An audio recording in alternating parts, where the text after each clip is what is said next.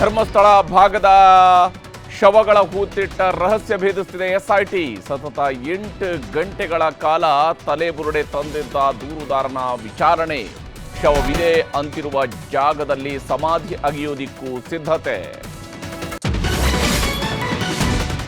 ರಾಜ್ಯದಲ್ಲಿ ಇವತ್ತು ಗೊಬ್ಬರ ಗಲಾಟೆ. ಚಿತ್ರದುರ್ಗ, ಗದಗ, ದಾವಣಗೆರೆಯಲ್ಲಿ ಅನ್ನದಾತರ ಆಕ್ರೋಶ. ಕೇಂದ್ರ ಸರ್ಕಾರನೇ ಕಾರಣ ಅಂತ ಕೃಷಿ ಸಚಿವರ ಹೊಸ ಭರವಸೆ.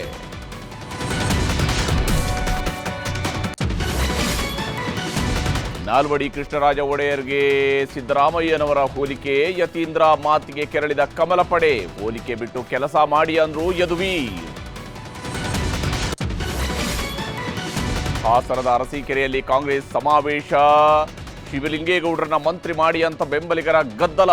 ಅರ್ಧಕ್ಕೆ ಭಾಷಣ ನಿಲ್ಲಿಸಿದ ಸಿಎಂ ಡಿಸಿಎಂ. ಕಾರವಾರದಲ್ಲಿ ಗುಡ್ಡ ಕುಸಿತ. ಹಾವೇರಿಯಲ್ಲಿ ಮನೆ ಕುಸಿತ.